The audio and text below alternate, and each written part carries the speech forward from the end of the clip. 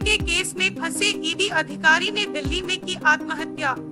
प्रवर्तन निदेशालय ईडी के अधिकारी आलोक कुमार रंजन ने मंगलवार को कथित तौर पर ट्रेन के आगे कूदकर आत्महत्या कर ली। रिपोर्ट्स के मुताबिक सीबीआई ने ईडी अधिकारी संदीप सिंह को मुंबई के एक आभूषण कारोबारी से 50 लाख की रिश्वत मांगने को लेकर गिरफ्तार किया था और इसी केस में आरोपी के तौर पर रंजन का नाम आया था।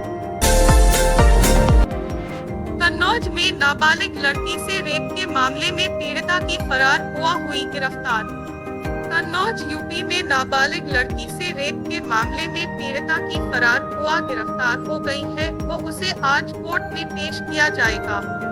मामले में आरोपी पूर्व ब्लॉक प्रमुख नवाब सिंह यादव को आपत्तिजनक हालत में गिरफ्तार किया गया था। घटना वाले दिन पीड़िता अपनी बुआ के साथ ही यादव के पास नौकरी के लिए गई थी। कोलकाता केस पर प्रदर्शन में शामिल हुई मिमी को मिली रेप की धमकियां, शेयर किए स्क्रीनशॉट।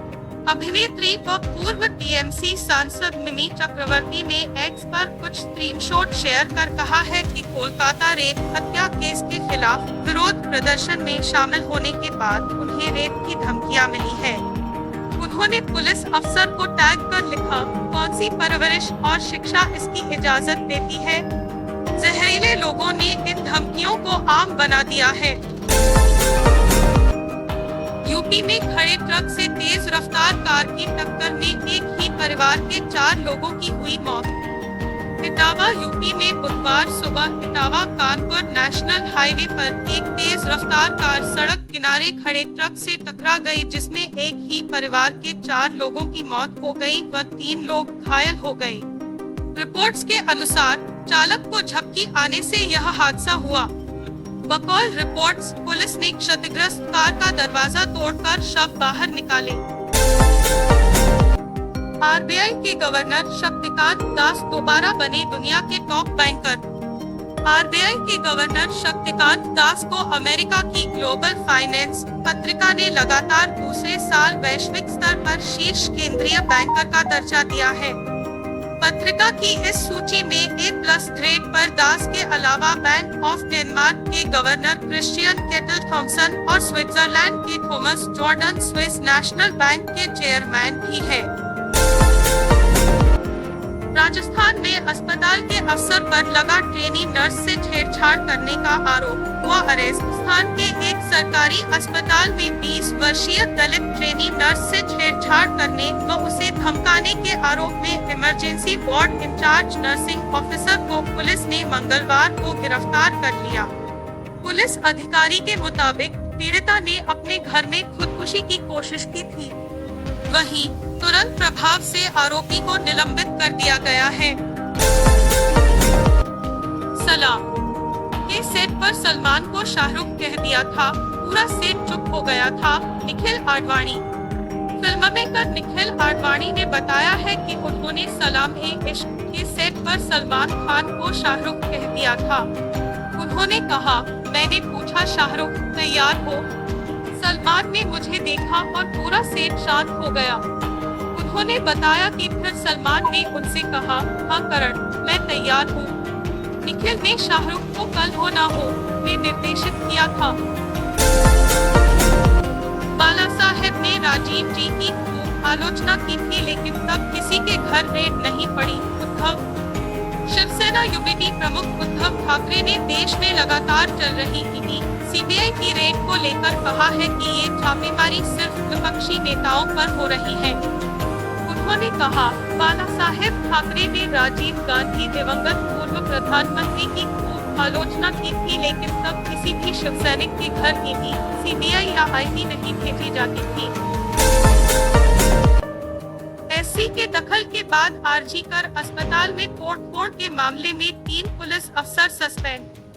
सुप्रीम कोर्ट के दखल के बाद कोलकाता पुलिस ने आरजीकर अस्पताल में हुई तोड़फोड़ के मामले में 3 पुलिस अधिकारियों को निलंबित कर दिया है। इनमें उत्तर डिवीजन में तैनात 2 सहायक आयुक्त और कोलकाता पुलिस की विशेष शाखा में तैनात 1 निरीक्षक शामिल है। ये तीनों पुलिस अधिकारी घटना की रात अस्पताल के सुरक्षा प्रभारी थे। बांग्लादेश में शेख हसीना और उनके सहयोगियों के खिलाफ दर्ज हुए 9 और मामले। बांग्लादेश में पूर्व प्रधानमंत्री शेख हसीना और उनके सहयोगियों के खिलाफ 9 और शिकायतें दर्ज की गई हैं। इसके साथ हसीना के खिलाफ दर्ज मामलों की संख्या 31 हो गई है। शिकायत में हसीना और 23 अन्य पर 5 मई 2013 को मोतीझील में एक रैली के दौरान मानवता के खिलाफ अपराध और नरसंहार करने का आरोप लगाया गया है।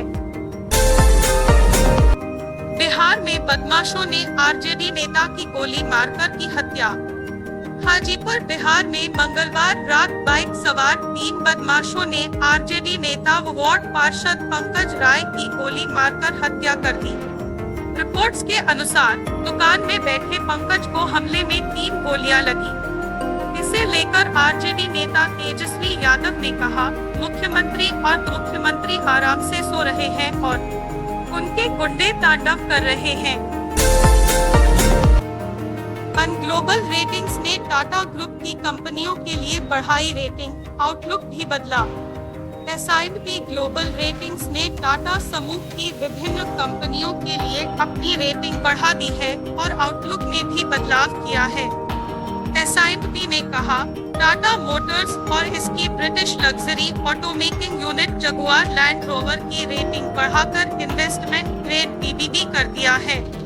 टाटा मोटर्स के लिए आउटलुक को बोझ पॉजिटिव से स्टेबल कर दिया गया है।